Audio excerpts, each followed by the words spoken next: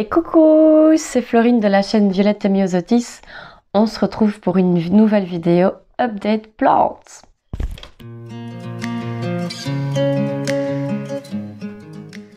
Et salut, c'est Florine de la chaîne Violette Myosotis. Si vous ne me connaissez pas, ma chaîne parle de jardinage intérieur comme de jardinage extérieur. Et si c'est un sujet qui vous intéresse, bienvenue sur ma chaîne. Donc aujourd'hui, on va faire un petit update plante. Dans le courant du mois de janvier, je pense que c'était fin du mois de janvier, je vous avais fait une vidéo de mon petit coin jungle, ou début février, je sais plus. Et je vous avais parlé notamment de plantes que j'avais achetées chez Ikea. J'avais acheté 2 plantes chez Ikea. Et donc je me suis dit que c'était peut-être intéressant de vous montrer ce qu'elles étaient devenues. Et donc voilà, je vais vous montrer ces plantes et voilà, on commence tout de suite. Donc, en premier lieu, j'avais acheté une Alocasia amazonica. Voilà, je vous la montre. Donc, comme vous voyez, elle a un peu souffert. Il y a beaucoup de feuilles qui sont séchées. Bon, désolé, il y aura peut-être plusieurs coupures dans la vidéo parce que ma fille est juste à côté. Donc, je disais que voilà, cette plante est en souffrance, j'ai l'impression. Il y a beaucoup de feuilles séchées.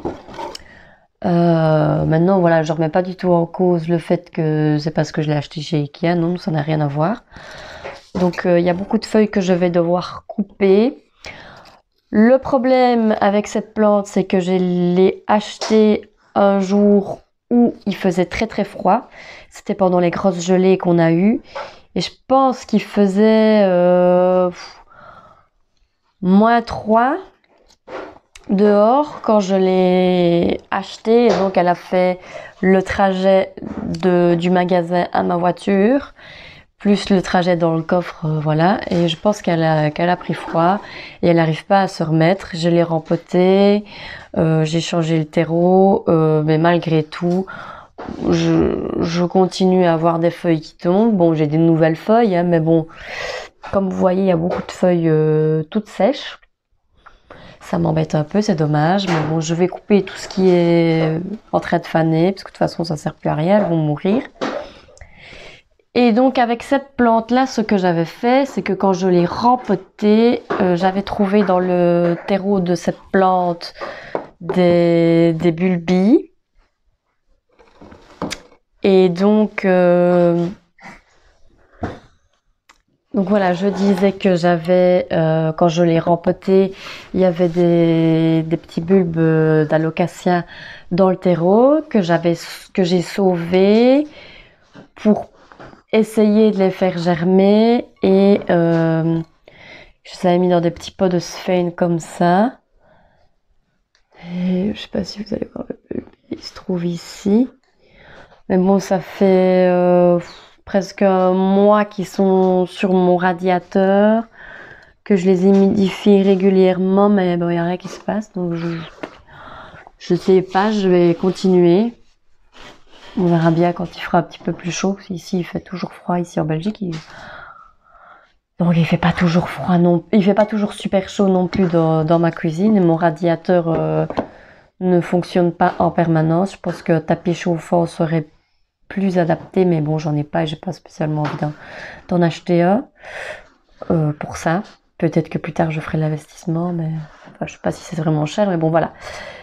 Tant que maintenant j'ai pas de tapis chauffant, et donc j'essaye comme ça. Je les ai mis dans un petit pot que je ferme et que j'aère de temps en temps pour éviter que le bulbe ne pourrisse. Je vous tiens au courant si jamais un jour il y a quelque chose qui sort, mais bon, voilà, pour le moment ça fait bien un mois et j'ai toujours rien. On verra. Donc voilà, donc mon Alocasia, bon, c'est pas la folie, elle se plaît pas trop. J'espère qu'elle va pas mourir, mais bon, on verra bien.